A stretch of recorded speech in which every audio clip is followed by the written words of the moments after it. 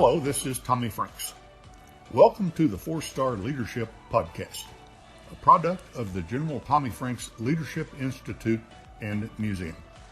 We're here to get a view into the lives of the legacy makers, the movers and the shakers of today, to offer insights from the full spectrum of the leadership community.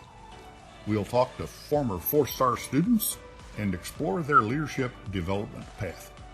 We'll work to find out what they are about today and learn from the opportunities they've made for themselves in this world.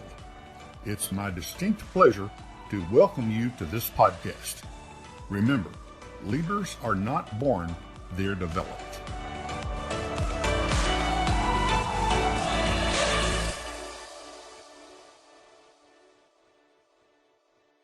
Hello, everyone, and welcome to another episode of the Core Principles of Leadership with General Tommy Franks. I am your host, Delise Travis, and we are on episode number 7 with our guest, Immaculée Ilibagiza. We'll be talking about faith, hope, and forgiveness, experiences from a Rwandan genocide survivor. But before we get into our program, we'll have a word from our major sponsor, REI Oklahoma. REI Oklahoma is proud to be a part of the General Tommy Franks Leadership Institute and the production and distribution of these podcasts designed to inspire leaders and difference makers. At REI Oklahoma, we have been working with small business leaders, entrepreneurs, and people who are driven to succeed for years. Highly motivated people working to own their own businesses, live in their own homes, and make the world a better place. Since its beginning, REI Oklahoma has continued to identify hurdles and deliver holistic solutions to create job growth and help neighborhoods thrive in both rural and urban communities. REI Oklahoma looks forward to visiting with you about helping your business and community grow. Visit reiok.org or call 800-658-2823 to start the conversation. And now we join our guest, Immaculée Ilibagiza. Immaculée is a Rwandan American author of 7 books and a motivational speaker. Her first book, Left to Tell, Discovering God Amidst the Rwandan Holocaust, is an autobiographical work detailing how she survived during the Rwandan genocide in 1994.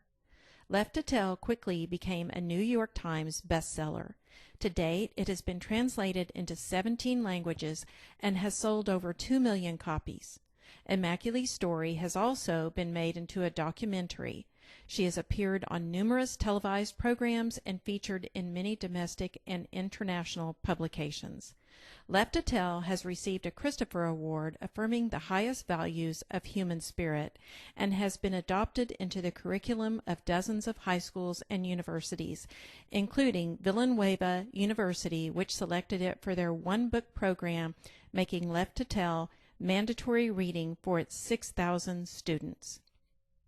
Immaculée, welcome, and thank you so much for sharing your story with us today. Thank you. Immaculée, you were born in 1972 in Rwanda.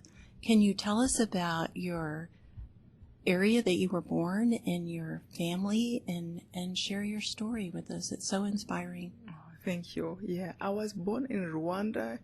Rwanda is a small country in Africa, right in the middle of Africa. So I grew up in a family of 4. I was one daughter among 3 boys, and my mom and dad until really we separated by death in 1994. And can you share your experience? You were away at school and your father called you to come home for Easter? Yes. So my story is, well, first, it was a terrible experience. You know, I'm going to share with you, but it was an experience that taught me so much about life. Like everything that we suffer, really, I think through suffering we can learn so much more. So it left me huge experience, great lessons, and one of them was to know that God is real. I'm not alone in this world. I'm not alone in battling the problems I face. And the easier I take them and work through, the quicker the solution can be there. Another big lesson I learned was to learn the power of forgiveness.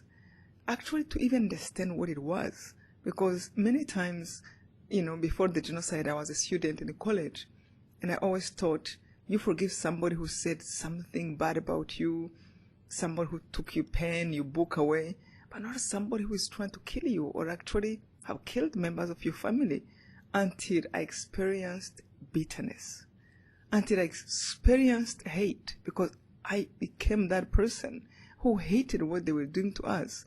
And I remember sweating out of anger. Just out of my poisonous thoughts, my body would feel and would act. I literally remember feeling like I forgot how to smile. And I remember asking God, begging God, I wish I can be innocent again. I wish I can just know good in people, because that made me smile, dream about the good of this world. But now what I can see is the evil of people. I even forgot the person who was protecting me, like the good that was around me, because the evil one have a way, the problems has a way to tend to overwhelm you, and you become almost sick with that. Sometimes we hate people, and then we end up hating their whole family, which is so unfair. We hate one person, we hate everyone who look like them, or who dress like them, who speak like them. Or we don't like somebody, they pass by and all of a sudden you had big changes just because you don't like them. So that was such overwhelming hate I felt when they were looking for us, when they were killing us. And then God answered my prayer. He really taught me how to forgive. And I experienced such a peace. Let's set the stage for our listeners. So you were in Rwanda, and the population there was approximately 7 million in 1994. Mm-hmm. 85% are Hutu, and about 14% were Tutsi. And you are Tutsi. And there was a rift between the two tribes that was encouraged through some political militia. And the president's plane was shot down. Is that correct? Do you want to tell us about that and what happened? Yes. So you're right. Actually, they always said before that Tutsis were 15% and the Hutus were 85%. To find out later, they used to actually minimize our number so that they would justify why there is more Hutus in jobs. It was something done by the government already was discriminating Tutsis. So that's how. So because when you look in my village, there was like 60,000 people who died. So the whole village is empty. I'm like, how is it that we were? So now things have changed. But anyway, coming back to the story, I was home for Easter holiday. Yes. And I will never forget, one morning, my brother came to my room. About 6 in the morning. He never came that early in my room. And he had on a jacket, he has a belt, and he had a stick in his hand. The first thing that came to my mind when he opened the door and I looked at him, I'm like, what happened when I was sleeping? Is my mom, my dad, anyone is sick? Has somebody died? What is going on? My heart was beating. And he told me, you are still sleeping. You don't know what happened. I'm like, speak quickly, what happened? And this was the morning of the 7th of April. And he told me, the president of the country was killed last night. I remember telling him, oh my God, they're going to kill us.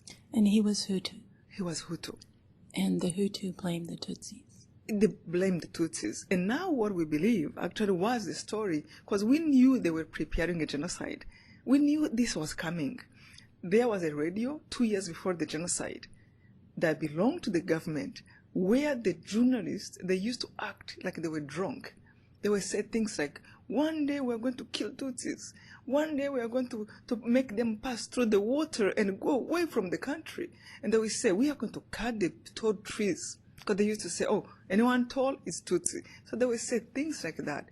So many people believe that the president would not allow them to kill everyone under his mandate, his people. And then they said, oh, let's kill him. So then we can blame him, the people, Tutsis, for killing him. So, and that's how they started. The second they killed him, 15 minutes later, they attacked the first family. They would be killing like 10 children, mom and dad. I remember after we heard the first news, 2 hours later, BBC Radio reported 18 families that were killed. Mom and dad have just been killed. 8 children and grandma and grandpa, 5 children, mom and dad, just been killed. And I remember my father saying, because after my brother told me, we went outside, we put on the radio, so we started to hear what was going on. We captured every radio possible to hear. So BBC was talking, France International was talking radio, national radio, Darbar radio, was talking. Really, private radio was founded by the killers. So your father feared for you. He feared for me, and I remember he told us, this never happened before, where they killed the whole family.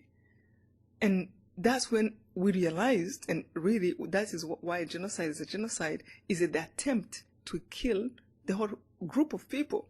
So they knew the moment the president died, they had to go family by family, well organized, to eliminate everyone. So we started to see people coming home after we just heard the news. And they were saying, our neighbors, a little bit further, telling my father that they are burning their homes. They are throwing grenades around their homes. And they are putting fire around them. So they run. So everyone came to my dad to ask him what to do. This is one of the things I always tell people, please be grateful for people you have in your life, because you don't know how long they will be. That was 2 days we had before we separate forever. People came to my home to ask for what to do, because my dad was a person who cared about everyone. And he was a leader. He really was a leader. Now that I know what, they talk about leadership, he just felt responsible. And he wasn't voted by anyone. He wasn't a leader who is getting paid, but people trusted him. I remember parents used to bring their children for my dad to punish them for them. So, and now I know he never punished anybody out of anger or yelled at any child. He will always sit with you and talk with you. Do you know why your parents are not happy? Do you know what you can become if you continue to be that kind of person, to do those kind, have attitude like that? Mm-hmm. Or do you know you can change it actually? You have the capacity to be contrary to that angry person who insulted the parents. You can uplift them. You can help them. They're human beings like you. So until my parents died, people would bring them gift kids my dad punished when they were little, because they became like a government person. They became a teacher, a director of something. And now I'm like, wow, that was gold. Yeah. And he was the administrator for the Catholic schools in your district. Yes, he was. So he feared for you when this happened. He feared for me, and he asked me to go to hide to a neighbor who was from the other tribe and who was a good man. And that we'd have to say, not everyone from the Hutu tribe was killing. Not even half of them. It was the government that was very unified, that had planned this, and they had people, so they kind of used the names of we, Hutu, we going to kill you. But it was not everyone. There were many good people. And I remember one of the things my dad used to tell us, he was always like a teacher, even in the house, in the village. He used to tell us, do not put people in boxes because one of them have done wrong to you. Always open your eyes to people how they come to you. And if they do wrong to you, then you can judge the person. But don't put in boxes because they come from that country. They're all the same. Or that religion, or that tribe, that race, that family. He's taught us, if you do that, you will miss out many angels in your life. You don't know who God is going to send you when you need it most. We used to think that is teaching again. But when he sent me to somebody who was supposed to be our enemy, I'm like, he meant it. Actually, I remember my brother telling him, like, Dad, you're sending her to a Hutu. Everyone was caring, worried about me as a girl. You won't be able to run if anything bad happened. We are boys, which I'm so appreciative because it is really their love that saved me. But when he sent me to this man, my brother said, Dad, he's a Hutu. If things go bad, they will kill her. And my father said, I know that man. Even if things go bad, he will not be able to kill. And that was again that light, like, you're right. My dad, what I've been telling us, he really means it. I know how much he loves me. So to send me there, he knew that I need to go there. But thank God, he even opened his heart to know the other man. Because sometimes we hate blindly. Without even somebody be a danger to us, we just hate them because they belong to that group.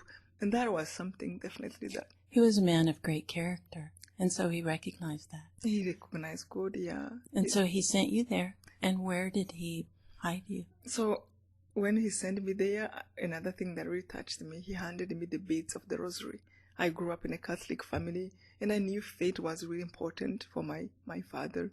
I think everything, and my mom, what they did to care for the neighbors towards their Christian values as people, they really put in practice. We read the Bible to practice, not to tell God. We read the Bible. He wanted to say, okay, care for your neighbors. Then we have to do it because we promised to be good Christian. So he sent me to the neighbor. And with the rosary. With the rosary. Only thing I had. I remember looking at this, I'm like, oh my God. It's like I felt the words he was telling me he didn't say. I felt as if he was telling me, I won't be here anymore. But if you need anything, as I have provided before, you need to go to God. It was such a strong statement I felt in my heart, but he didn't say. I took it. He never did that when we were separating before. He have given me rosaries before. He have given me Bibles before. But we need to read that, so take this. But this time was, bye, take this. So I went to the neighbor, and the neighbor, I still remember his face. He was so scared. And this is when I knew this have happened to people, Tutsis before. They have killed us before in 1959, in 1973. So the neighbor who was Hutu and a very good man, he looked at me with such a fear in his face. He said, I am worried they are going to do to you what they did to you in 1959.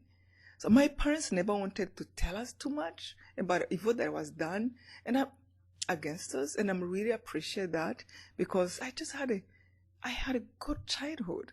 I played with friends without thinking about who are you, which tribe are you. I had fun growing up. I loved people. They loved me. I saw that. So the man told me, they did this to you in 1994. Even if I knew through history, but I never thought about it too much. So only 15 years before, approximately, a similar thing had happened. Except that this time became worse. But he knew. And I said, what? But I saw the fear. He didn't say much. Just the fear in his face. I'm like, we have gone through this before. So he hid you. He hid me. He put me in a small bathroom. 3 by 4 feet. And I remember life. I love to remind kids, especially when I speak in school. I'm like, be grateful of what you have and count your blessing. Because again, you don't know what is tomorrow. Use what you have to the best you can. Because I remember 3 days before I went in that bathroom, I had a scholarship in college. I was paid to go to school. 3 days before that, I had my own room in my parents' house. My brothers who protected me and loved me, my parents, we didn't have much. Maybe 1 pair of shoes, but I didn't think I needed much or more. So now you're in a 3 by 4 space. And if you look at that measurement on the floor, that's very, very small. Small, yeah. So you're in a 3 by 4 bathroom with a rosary. With the rosary. And the first thing that came to my mind was, I can't stay here. This is too small. Before I realized, yeah, this is where you are now. Whatever was yesterday, no more. It's today.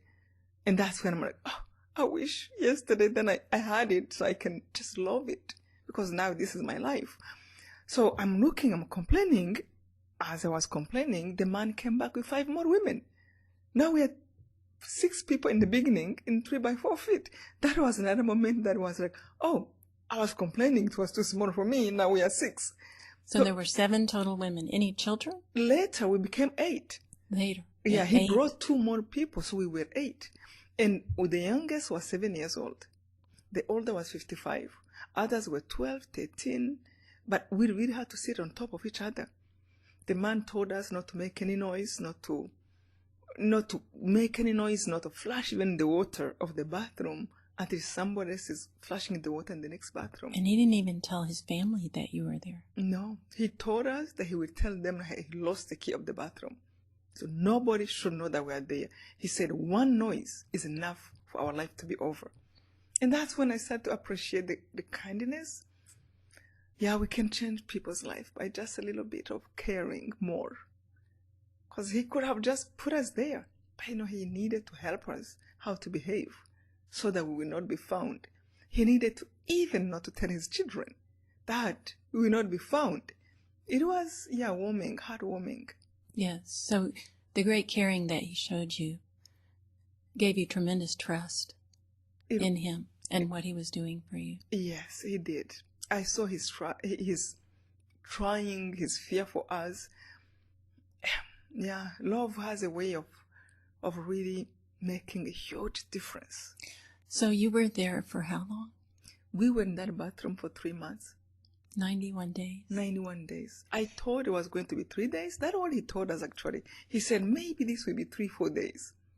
It became 1 month, second month. And so he fed you by bringing you scraps from the table because the family didn't know you were there. Yes. And you had to just eat what he brought. I had to eat. I remember in my family, I was the one who was very skinny. And I didn't like to eat. Well, I cared so much about how I was eating. Don't mix the food. No, I don't eat that. I just didn't like eating. But I was very much keen to see how food looked like. And now all of a sudden, he was bringing food. The children threw in the garbage, and he would pick a plate from the garbage because they don't know. He didn't want to feed us that way. That's what he could afford. And I had to close my eyes and nose and be able to eat because I just needed to survive. It was another time I missed my mom. I needed to apologize to her for giving her a hard time about eating. I'm like, if only I knew, I would have just be grateful for my mother for trying to feed me the best she can. Now I'm eating garbage food and I have to eat it. That's all you had. And so how did you spend your days? So our days is funny. We were sitting in the same place, never moved for 3 months. But I felt like inside my heart, I was moving. I was growing. I was becoming older. I was becoming a completely new person. So it was especially the emotions that changed and my body was changing. I was decaying.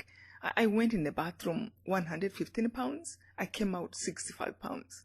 So everything was changing. I was born. But inside was the most amazing thing. I remember thinking, wow, the world inside is much bigger than the world outside. So first, emotionally, which was really what we had, I remember growing from the first week I was angry. I had emotions I didn't even think you can change your emotions, really. I didn't think you were responsible. And we are responsible. We can do something about it, actually, what is going on inside us. So I was impatient. And I thought I'm going to die out of being impatient. I cannot take another day. That was one. And then I will move from that to anger. If I come out, I'm going to be a soldier. Not to defend the country, which that's what the soldiers do, but to revenge my family and my tribe. And from there, I will go to fear. And every bad emotion, I realize it hurts differently. Like fear will, oh my God, they're going to find us. They will cut me in pieces.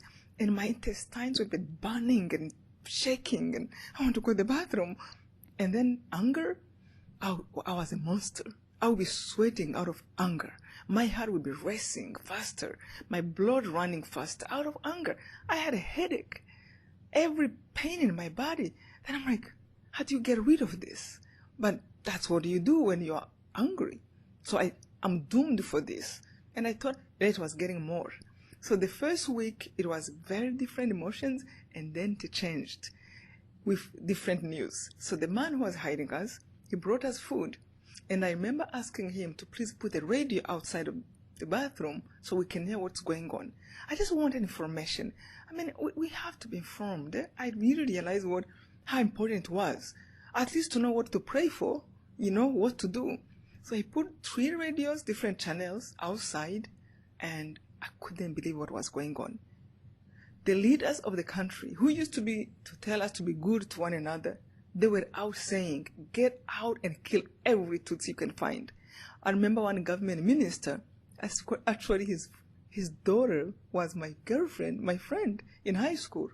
He went on radio and he said, don't forget children. A child of a cockroach is a cockroach. A child of a snake is a snake.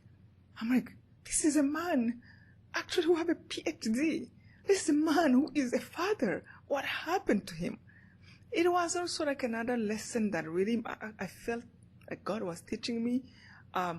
That's when I realized that the intelligence of the heart how to deal with what you learn is much more important. The attitude you have towards life is so important than just what you learn, the mechanical thing. Because as a person who was teaching people how to kill, he didn't have love in his heart. He didn't have care for other people. So then they gave order to kill everyone. They were reporting people who were killed in a stadium. They would go around the stadium and they would throw hundreds of grenades in the stadium to blow up people. And they were giving prizes to people. They would bring them there with promise of food and shelter. And Is that correct? Yes. One of my brothers died right there in the stadium. And instead they killed them. They killed them. So during this 91 days, anywhere from 500,000 to maybe a million Tutsis were slaughtered. Yes. And that's what was going on while you were there. Yes. And you were hearing this on the radio. On radio. So then, after they were like, we killed everyone in public places, churches, they destroyed churches, people will run there, and then they start to go home by home. And that's really what changed me, I think grew me up, was now the searching. It didn't take long. I remember the first time they came to search our home. So in every village, they put about 300-400 people going village by home to search. And not once. If they didn't find the people, they came back next day to search. They were searching Hutu houses because they knew there were many good people who were hiding people among the Hutu tribe. Yeah. And they even looked in suitcases to see if there were children. Yes, they did. The first time they came to search, the man who was hiding us, he told us, they came inside the house. So they searched every place you can think of, under the beds, in the closets. They went in a ceiling of the house with flashlights. They went on the roof of the house to make sure no one is laying on top. And they even opened suitcases to see if there were no babies hiding. And he told us they came right to the door and touched the handle. We were right behind. He was like, I don't know what you're doing, how you are praying, but whatever you're doing, keep doing it. They stopped right here. And I remember the struggle I went before that. Again, like really put me to another level of growing, as a person in my faith. Before, when they reached, I remember feeling like there were like voices over my shoulders. And this is nothing too strange. These are actually the things I think everyone deal with when you are facing a challenge. There's always a voice that tells you, give up, don't give up. Or keep going, do bad, hit back. No, don't do. Have integrity. Just do the right thing. And another one is like, no, just do what they did. So I felt like I had voices on my shoulders. And one that sounded like me, it always sounded like you, being reasonable, just from on the other side. One was like, open the door, end the torture. Why wait? I saw them through the window coming to search. They were dressed in banana leaves. They had all kind of arms, machetes, grenades, guns. It was so scary. And this was a 4-bedroom house. So the only reasonable thing I can think of was that it's over. They found us. And it was so painful to wait for them to find the door. And it's a matter of seconds. It's 4 bedrooms, 300-400 people searching. So I remember when they were coming, I felt inside, I felt like 1,000 needles are going through my body. Like I'm on fire, I'm burning, but I'm not fully dying. Why not die now? Wait, instead of waiting for them to catch you, just end it. I can't go through this now. That's what I thought. That bad voice. Something was like, you can't take this. It's too painful. End the torture. Open the door. I'm like, yeah, you're right. And then another voice, however, again always there, something was like, do not open the door. Ask God to help you. Trust Him. Trust in God, in the one who is mightier than you. Remember who He is. He is Almighty. Do you know what Almighty means? It means He can do anything. Do you know what anything means? It means even if they open this door, they might not be able to see you. Remember Daniel in the den of lions? Yes. They couldn't eat him. It's not what is possible in the human capacity. It's what is possible in God's capacity. Trust Him. Then I'm like, oh, that is really good. I really felt like life was coming through my body. I can breathe. I can feel my body just by thinking of hope. There's still a chance. When I thought about how impossible, it was like my whole body was freezing. just like really bad. And then I remember that this bad voice, almost like he can hear the side of the hope, now start to convince me there's no God. Don't you know there's no God? All this is happening. Don't pray. You see, the main discouragement this voice was giving me was don't pray. I think the fight is always over our hope, our prayer, our dreams. Don't dream good. It's over. Don't you see? It's too late. And the nicer voice is like, no, keep looking ahead. Keep looking ahead. Search in your heart. So I have this nicer voice. Now the by one is telling me there's no God. Now I'm like, oh my God. Because I don't think they are voices. I think it's just me. Try thinking. And then I'm like, but if there's no God, then there's no hope. Then I said, God, what do I do? Then I felt like the nicer voice now told me, before you lose your faith, at least ask God to give you a sign that he can hear you. And if you find that sign, promise him way before the sign happened that you will never lose faith in him again. And you will always run to him instead of doubting him.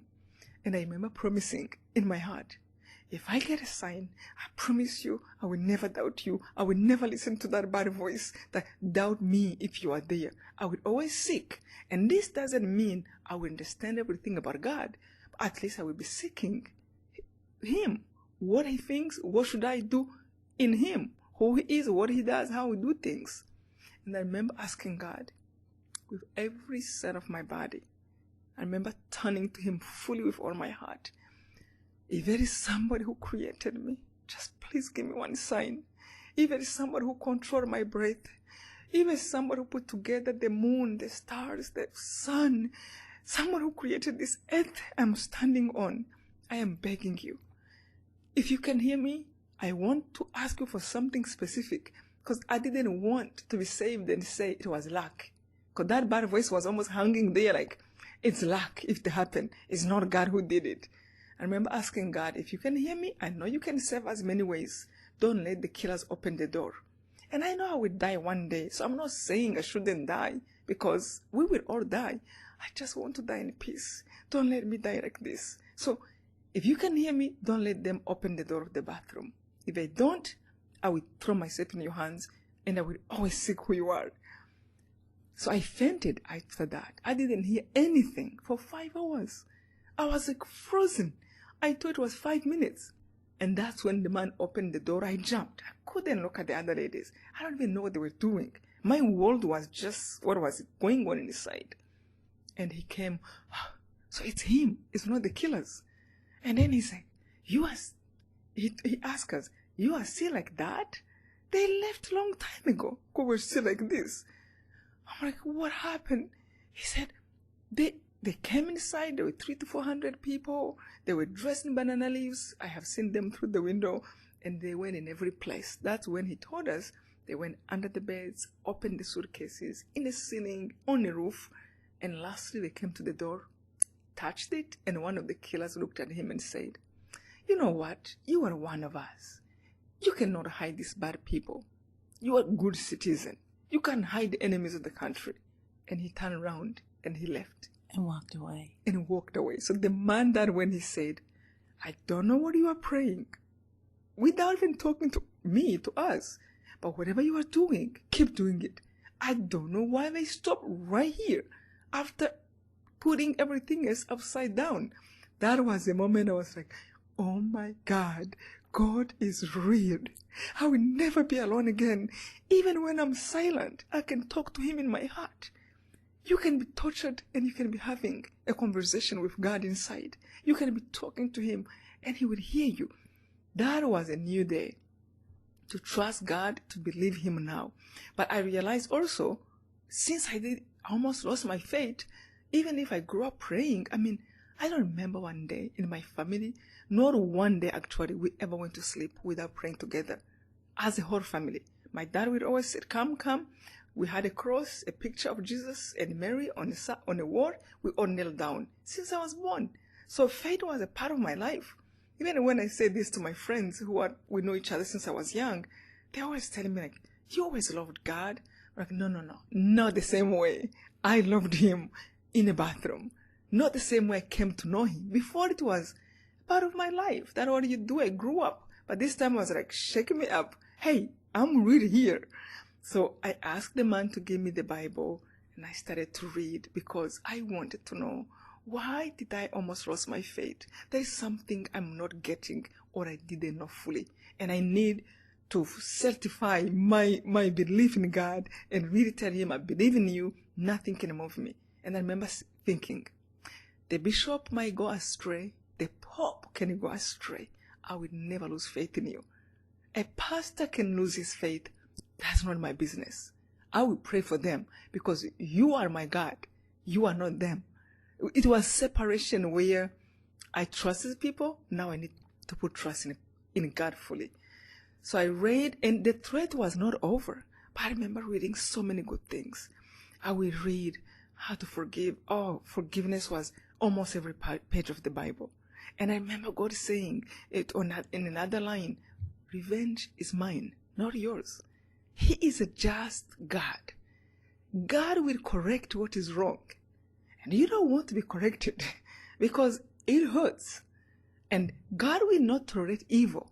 And only Him knows what to do to correct what is wrong. If people don't ask for forgiveness, if people don't think through the wrong they do and change, God will correct them. It might not be pretty. So I felt like God, through the Bible, He was just reminding me, care for you. Forgive. How many times? 70 times.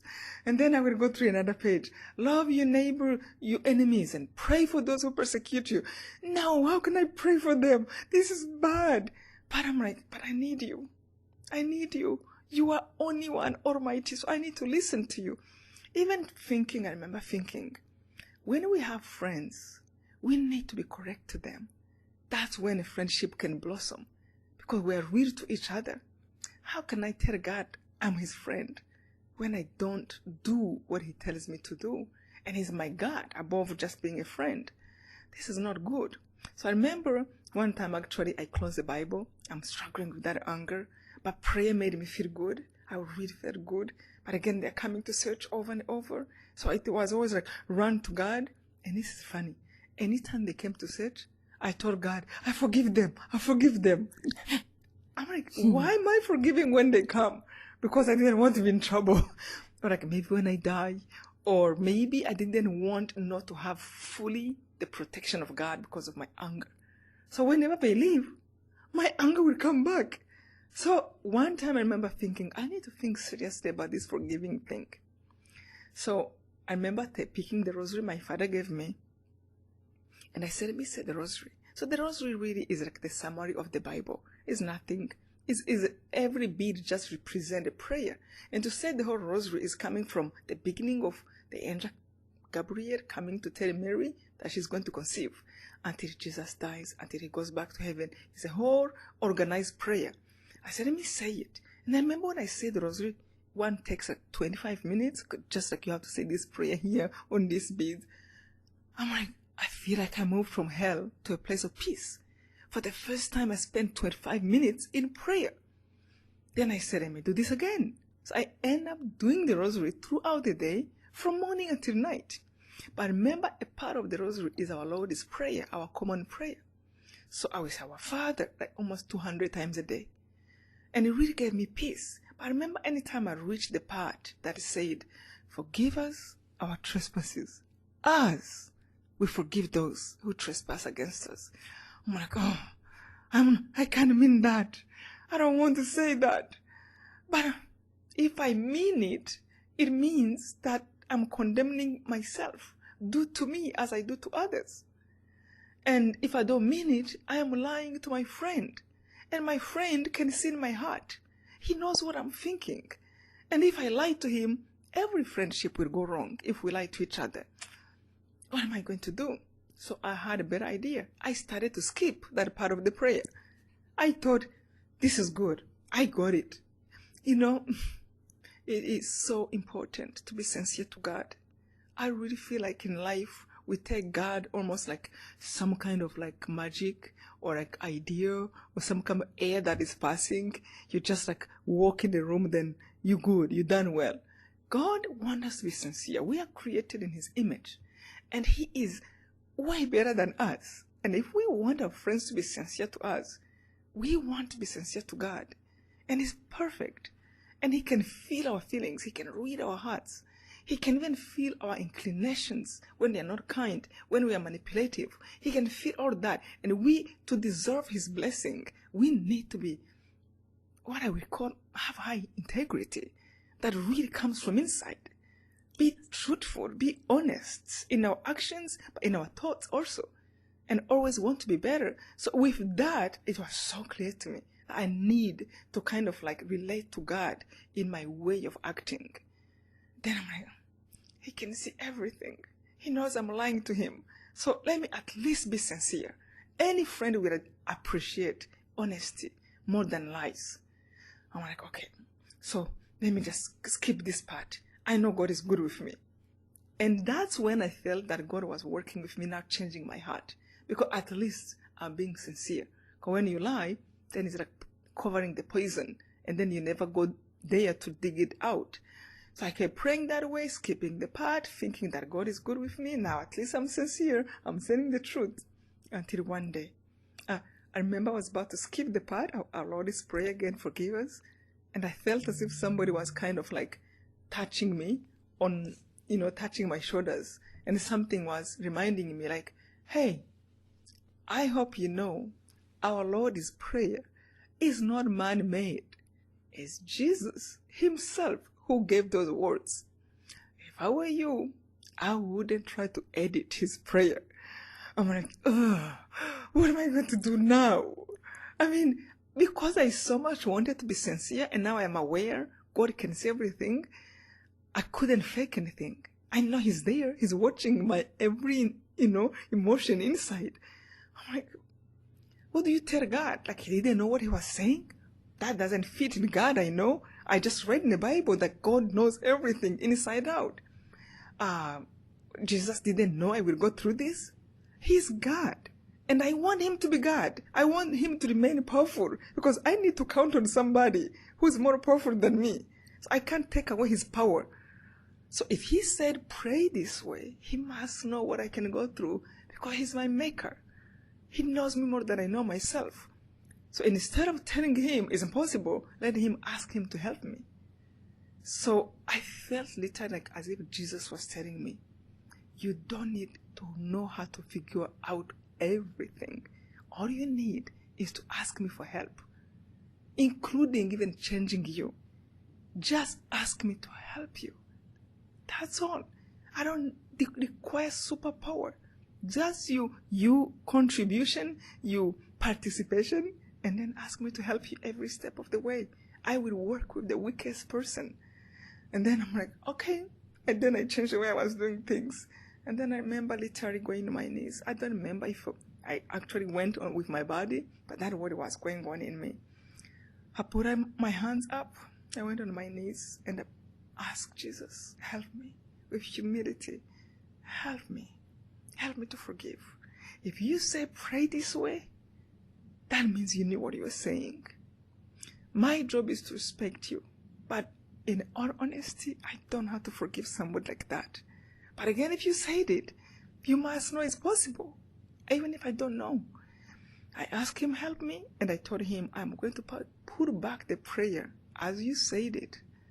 But when I reach that part, please remember, I don't know how to forgive them. I'm just asking. I'm not lying to you, but I don't know how to forgive, but you teach me. But I'm willing this time. I'm not saying it's impossible. I'm willing. So I put back the prayer, our Lord's Prayer. Anytime I will reach that part, I will remind Him, I don't know how, but I'm willing. I keep praying like that, never thinking the time will come. And truly, people, be careful of what you pray for because it can happen. Never thought in my human capacity that can happen. Actually, in tiny way, I thought, well, now that I have done my part, I gave it to Him. He can do it, but He won't know how to do it. But I'm willing anyway.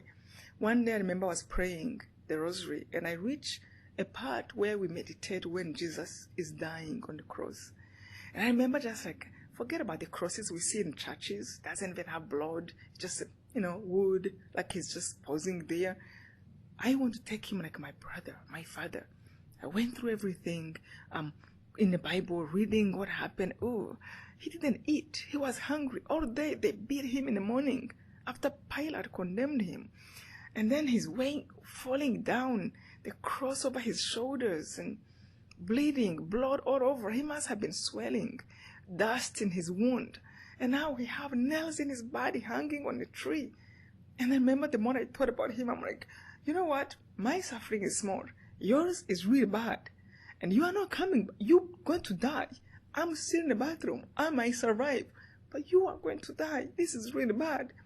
And to make it worse, your mother is standing right there. Oh, what a pain for a mother to watch your son dying on the cross. Yes. And what a pain for a son to see his mother. So the more I watched their pain, the more mine was reducing. And I was taken by surprise, really by surprise. I knew these words before, but one day it rang differently in my heart. When our Lord said, I'm reading, forgive them, Father. They don't know what they do. Forgive them, Father. They don't know what they do. It wasn't the first part, it was the second. They don't know what they're doing. I felt like Jesus was speaking to me directly. People who are trying to kill you, they don't even measure the consequences that will come on them. And you trying to be like them doesn't change anything. It makes matters worse. And let me tell you, you're not stronger than the evil. How many people do you think you will kill before they kill you? And you adding on the number of madness.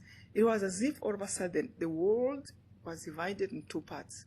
And I felt like Jesus showed me the side of love and the side of hatred. And on the side of love, they are good people. People are trying to change, contribute to their community, do good, loving people. And on the side of love, I can almost see people like Mother Teresa, Mandela, the people we know in history of peace, Gandhi, the saint, Saint Francis, Saint Anthony. On the side of hate, I can see like Hitler, people causing the genocide, turmoil. And sadly, me, that time, was thinking about revenging. And I felt like that's what I was shooting for. And I felt like Jesus was like, where do you want to be? And on the side of love, there are people who have suffered, who have known injustice, who have known hatred and pain. But no matter what happened to them, they just don't look at themselves. They look at the whole picture, at other people. They want to protect others from what have been done to them. That was the difference than the people on the side of hate. What happened to them, they want to inflict it on other people so then they can feel the same they felt.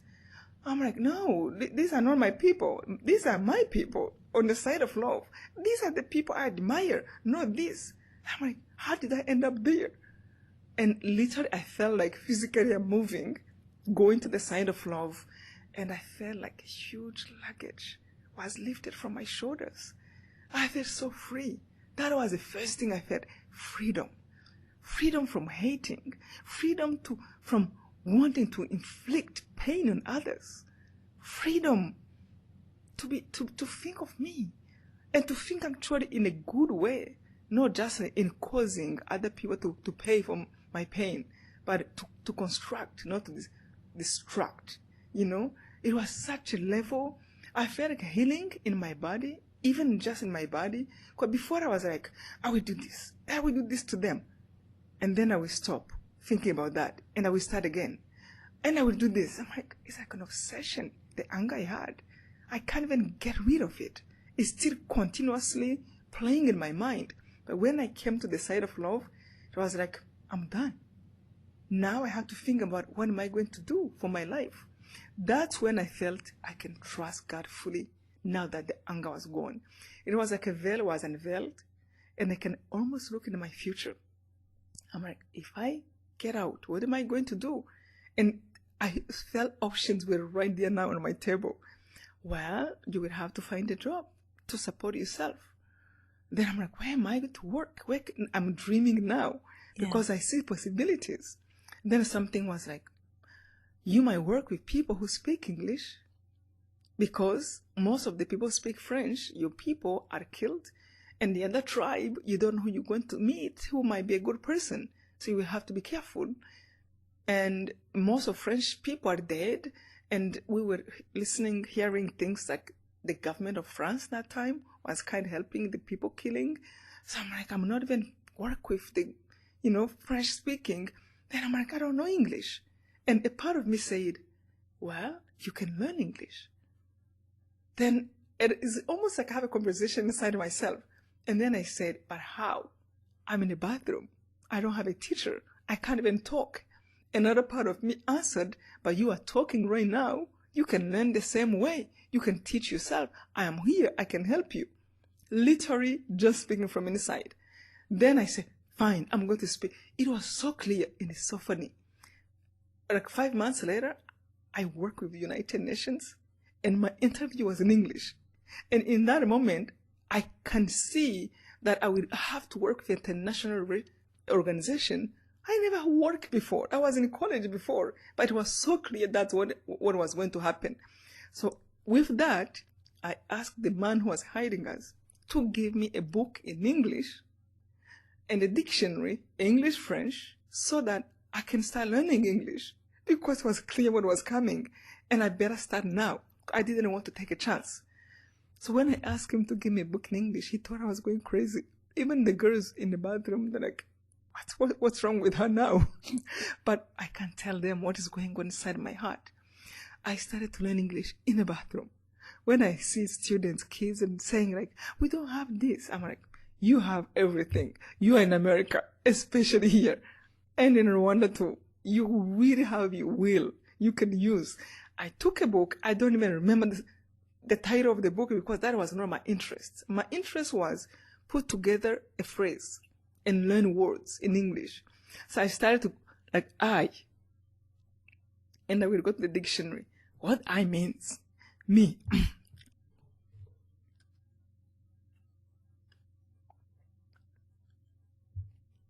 And I will go back. AM. What does this means? And I will read phonetically in a dictionary how this reads. But you couldn't speak out loud. I couldn't speak, only in my heart. All the conversation I was having inside, the voice convinced me, you are talking. You are just not opening your mouth, but you can still talk from inside. So that's how I started to talk from inside. And I would read phonetic. You see that we can talk from inside. And I read and I read. One page took me like 2 days because every word I have to read and I had to close my eyes and can't memorize what I mean, this and that. What if I put in my past? I remember in the middle of the dictionary, it is like, how do you put a verb in the past, in the future? I'm like, this is easy. I just have to add I will in the future or I did in the past. I'm like, this is good. So it was so fun. And I felt as if my work was like a prayer, my reading English. It wasn't far away from God. It felt like it was with God.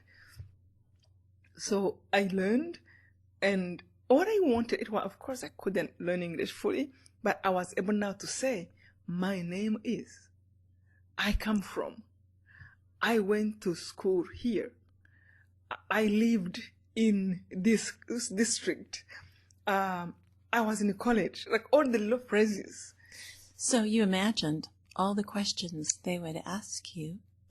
Yes. And you already had the answers, and it was amazing. It was amazing. And this is the funny part. So now, 5 months later, I am in interview with, God's providence, how I got there. Interview in the United Nations in Rwanda, one of the branch that was there. And they were questioning me in English. And in the middle of the interview, I forgot that I was even learning English. In the middle of the interview, I remember thinking, I have impression like I've been here before. Like every question they're asking me, I have memorized it. And I have memorized the answers. And that is only English I knew. So that was your hope, that you were able to inspire in yourself through your relationship with God to know that someday was going to be different. And after 91 days, tell us about the day that the gentleman opened the door and you knew you could go. Yes. So the day how we came out, first I had a dream before we came out. I had a dream about Jesus. And in the dream, he was sad. And he was almost like he was on the cross, almost like the same sadness I had. And then he told me, my child, when you come out, you will find out that everyone in your family have been killed, those you left behind. But if you continue to trust me and to love me, I will be there for you, and I will do for you more than what your parents could have been able to do for you. So you have nothing to worry about. And I remember in a dream I said, if you take care of me, you are God. I need nobody else. And when I woke up, I'm like, what? I said yes to that. I should not have said yes. Like, I should have asked him, like, no, you keep them alive. And actually, I convinced myself it was a dream. But the first day we came out, so the man opened the door. He told us a few days before that he heard there are some soldiers keeping camps and taking people out, receiving survivors. So the leadership was able to take over and quell this horrible, horrific. We heard on radio, so there was an army of Tutsis and Hutu who were against the genocide, who lived in Uganda, most of them. And they were right now, when the genocide started, they announced on their radio also, if you continue to kill our brothers and sisters, we are coming to rescue the country. So every day they were speaking that how many people they heard they are killing, we are coming. If you don't stop, we are coming. They called the whole world, please help us. If we don't stop, we are going. So it took them 3 months. And we remember, we can hear the radio, they said they captured the capital. Oh, it was such a joy for us. Even if we felt like, so much had been gone bad, we never thought we'd have a life again. We thought we're just outcast people. Even if we live, it's better to die than living by that time. Like any Tutsi would ever see the light of the day. It was just too late only by God. So when they took over, we're like, oh my God. So even if you survive, at least you can have a life. So that's how we knew. And they took over, but in our area, still you were scared and our homes had been destroyed. So they formed some refugee camps around, and then they would ask people if they have anyone who survived to go. So that's how we came out. The very first night I came out, I was in the refugee camp, and I had to find out what happened, tell me. And some refugees I found, I knew people, and they told me, everyone. I asked, I was so scared to know, but I wanted to know. I don't want to sleep one more day without knowing or guessing. I'm like, how, anyone knows when my father, oh, your dad was killed here. I'm like, oh no. What about my mom? Oh, she was the first one who was killed. Oh my gosh. What about your brother was in the stadium where they killed like 10,000 people. And I'm worried to ask about one brother who was really my best friend. What about the Masin? Oh, he's the one they just killed a few days ago. They found him where he was hiding. I remember crying for like 5 minutes, screaming. I'm like, gosh, how is this possible? What am I going to do? My grandma was killed. My grandpa, my neighbors, my schoolmates, my best friends. So even your fellow classmates at the National University, where you were? Where I were. My college, we were really, I remember in my first year, we were 94 students. We had like 2 Tutsis in this college. And in the second year, we were like 40-some people, and then there's like 1 Tutsi. We were very few. But in college, we were 2,500 altogether. They killed 900 students. So that included Tutsis and Hutus. Because the students were very vocal about saying what was wrong, and the government was so angry at them. They were writing letters like, stop persecuting people, to stop killing people, this is wrong. And they're like, we will punish you. So they went and encircled the college. Everyone who was there during vacation, they burned the whole school. The restaurants where they went to eat, killed all of them. So, yeah, it was terrible.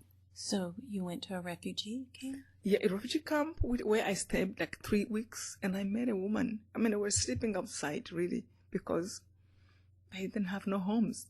Soldiers were not prepared what was there. And we were not too many. We were like 50 people. And we spent there 3 months, 3 weeks. And there was a woman.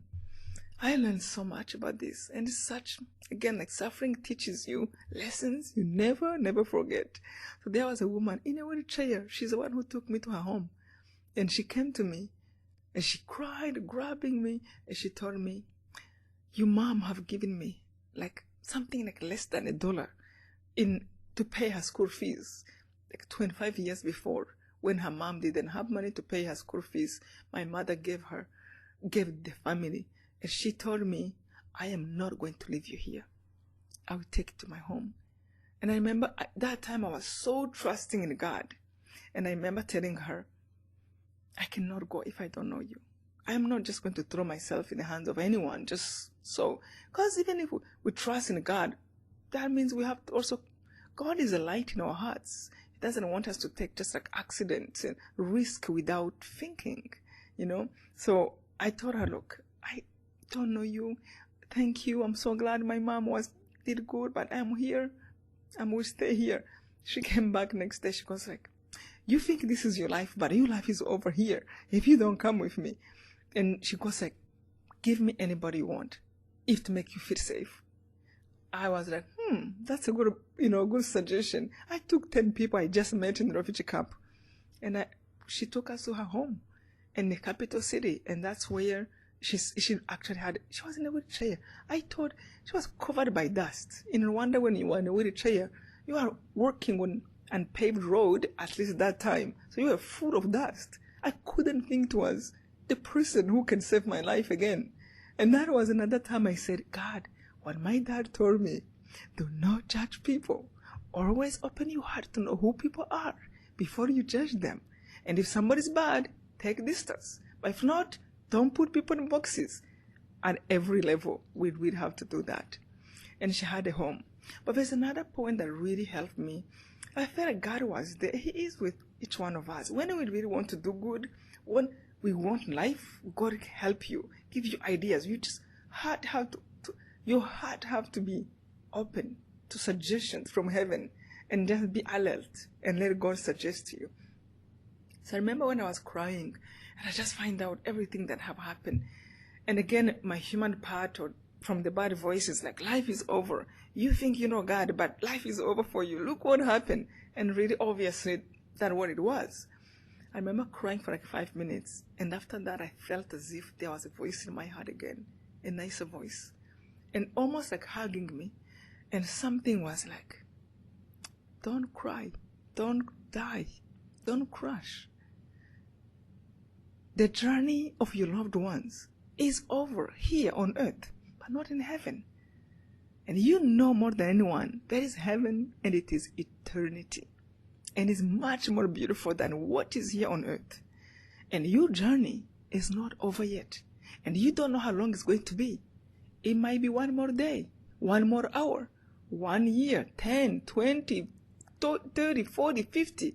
Whatever that is, only God knows.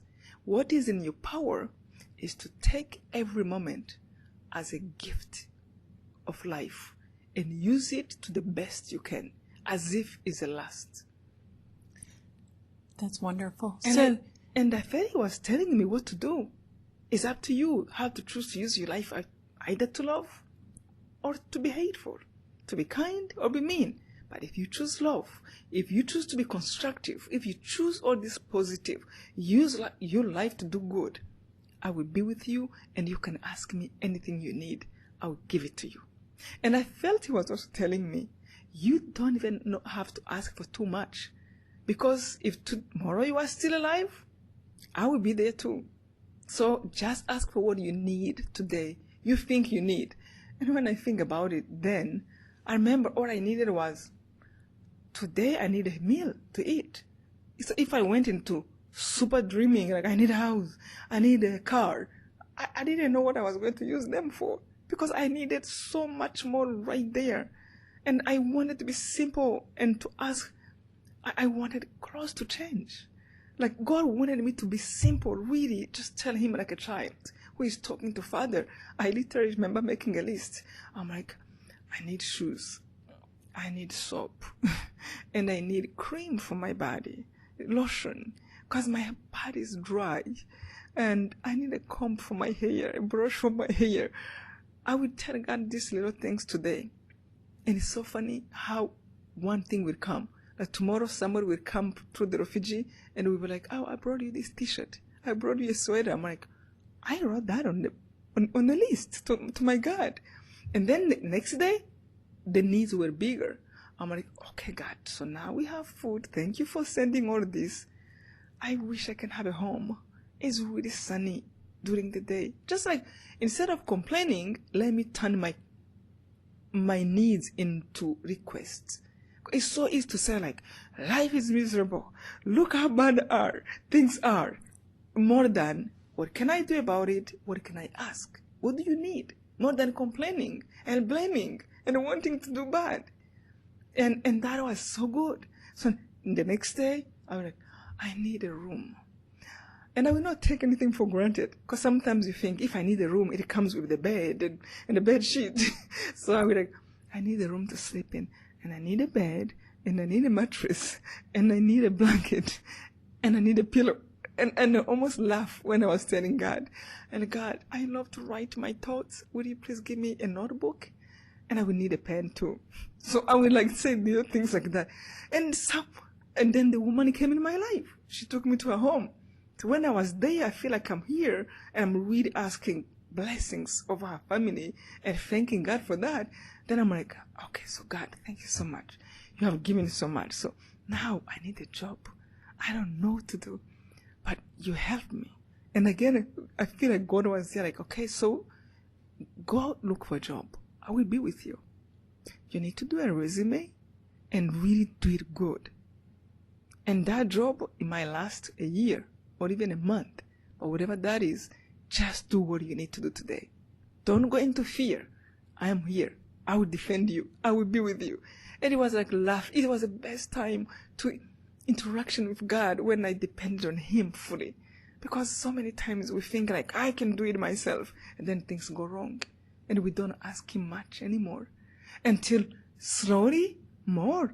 Okay, God, so I'm good. Thank you for everything you have given me. So I need to get married because I think this is the age to be married, right? And I would love to have children. Literally, I would tell him like, and I would need to have a boy and a girl. So give me 2. So I know the joy of having both. And He did.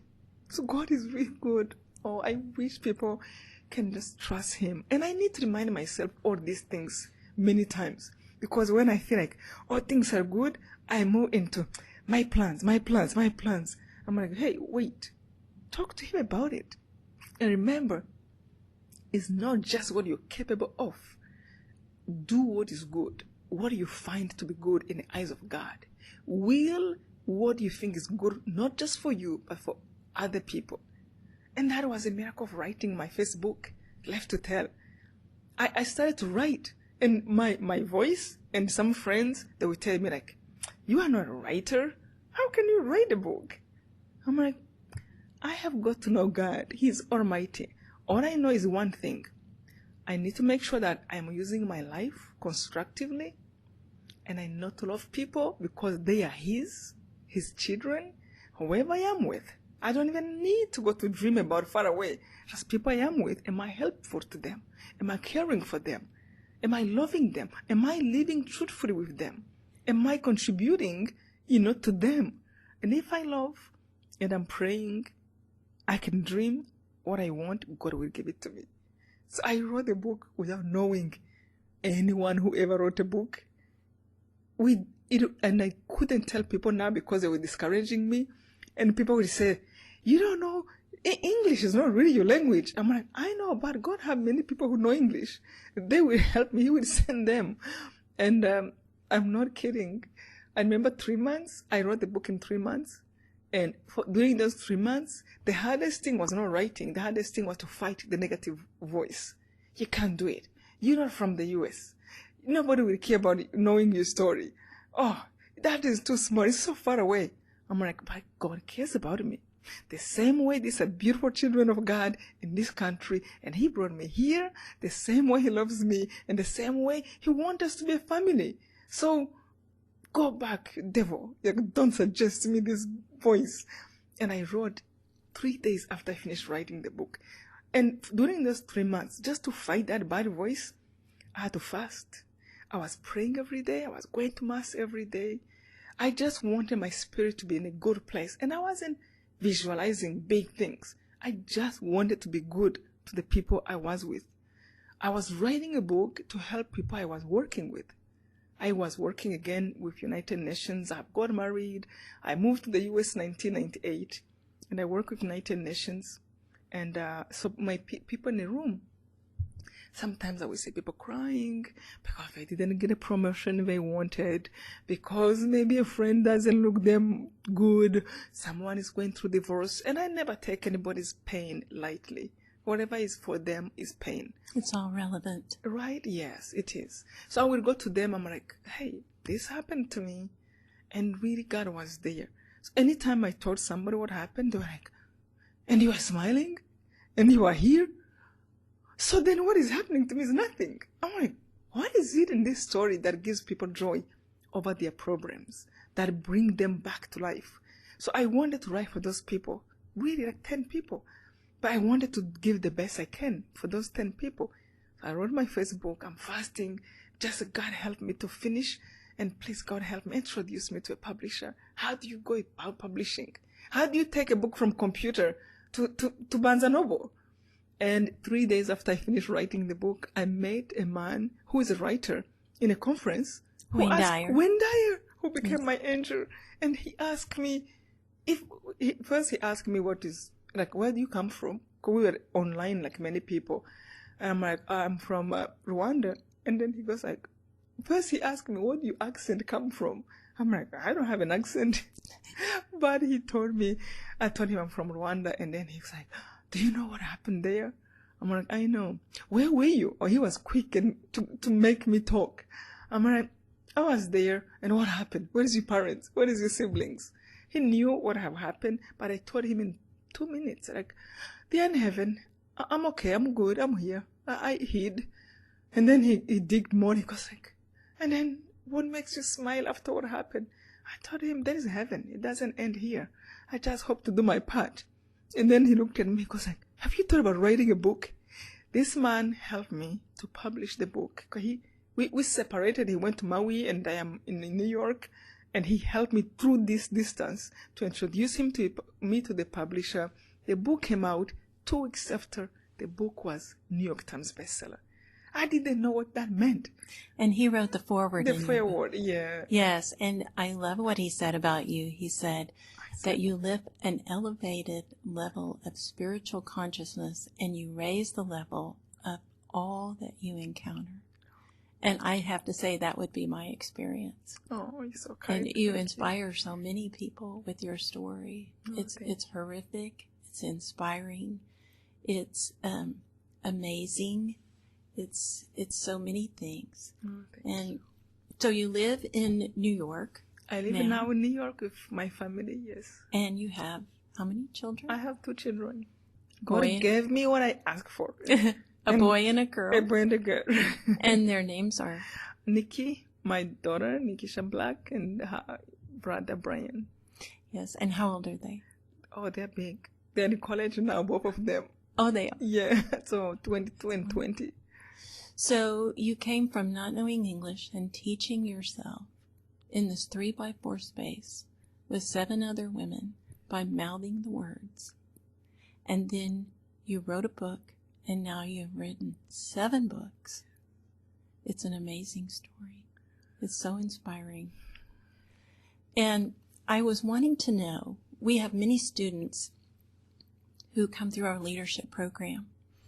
And they are in high school. And then we have adult students who listen to our podcasts that we want to inspire to do good things. Our core principles of leadership are caring, communication, common vision, and character. And your story is full of all of those core principles of leadership. And it's an amazing, amazing story. It's unthinkable. It's just unbelievable, and it's so inspiring. And I would like to ask you, what would you say to your 17-year-old self?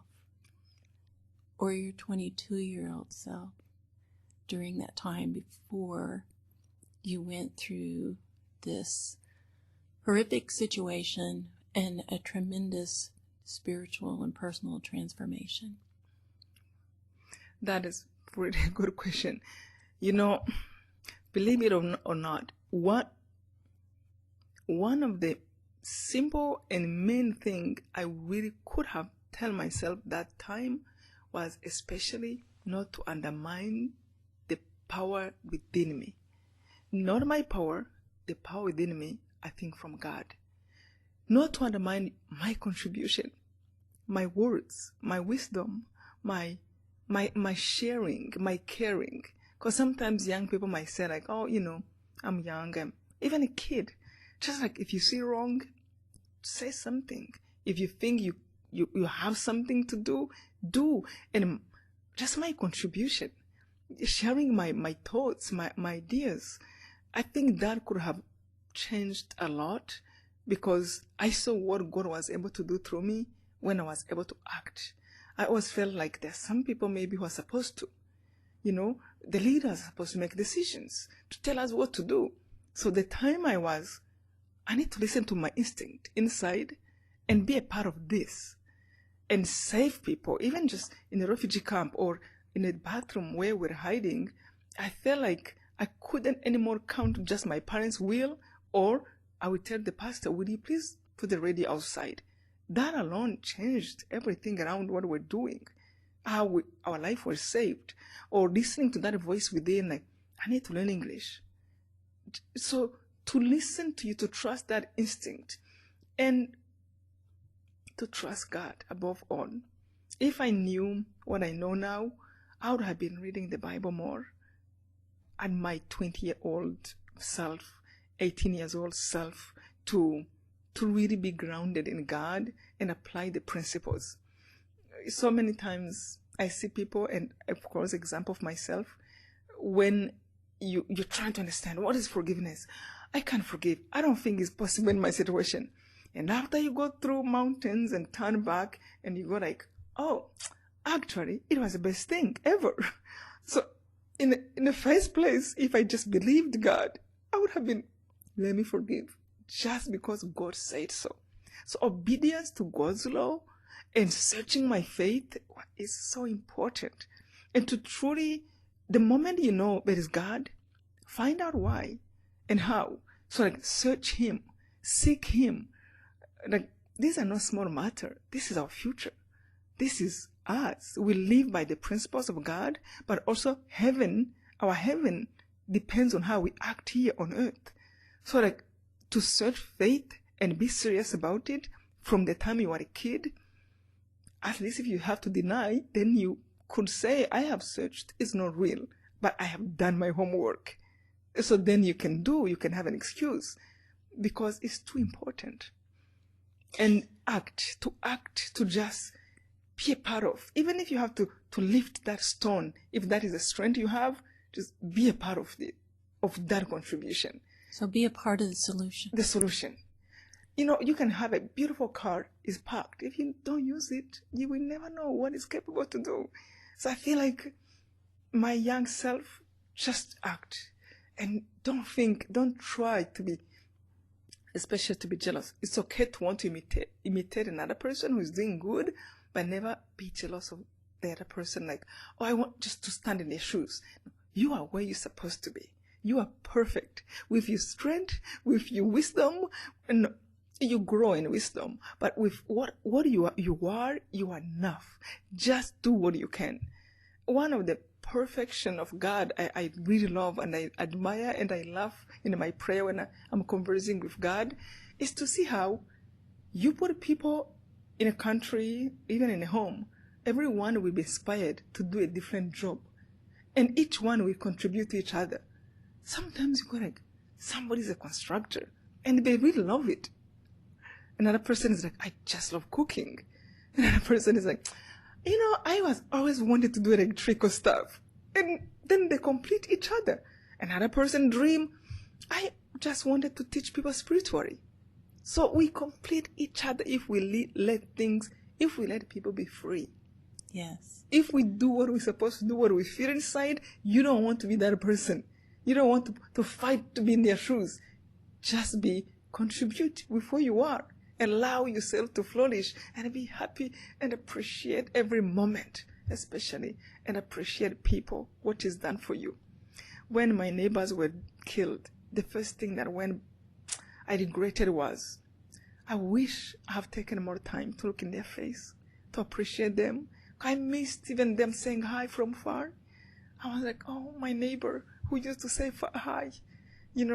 Those who used to see me come from school like, oh, you grew up. Because I was in a boarding school since I was in high school.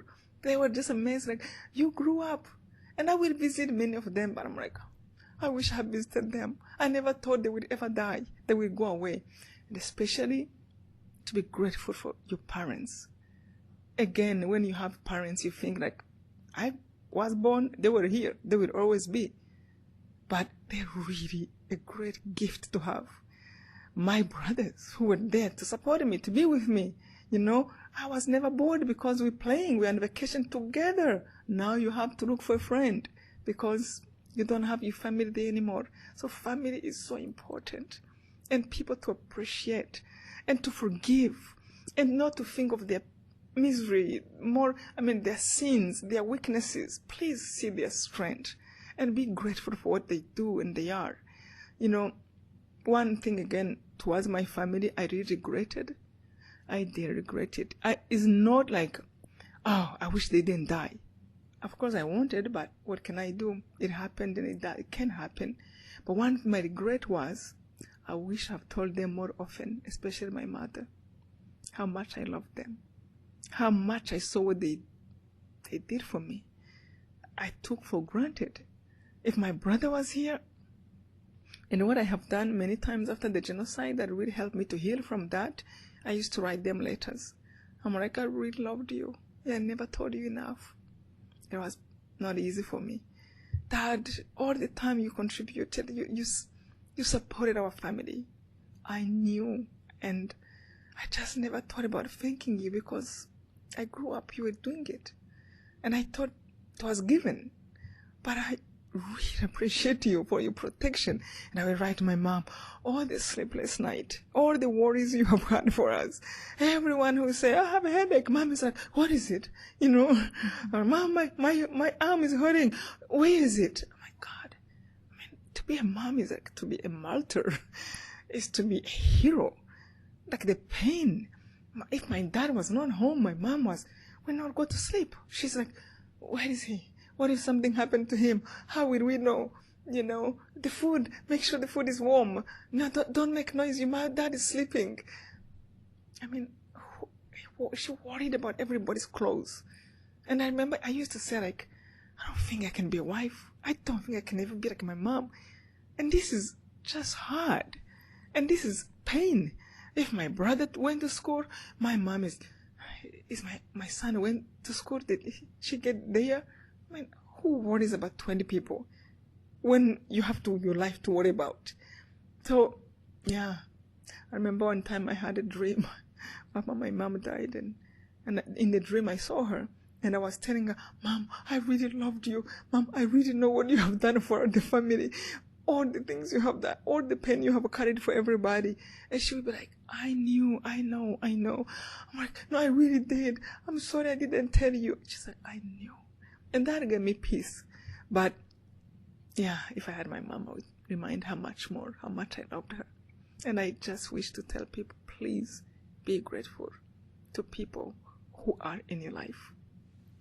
So I feel what you're sharing is to maintain your character and integrity above all things and never give that up. Do all the good you can and never quit. Completely. Even when you are sick on a bed in hospital, you can hand somebody something or you can smile. Like never undermine your contribution or think you're too small or too weak. What you give, as long as you do it with love, is perfect. Thank you, Immaculée. We're so honored to have you here today and thank you so much for sharing.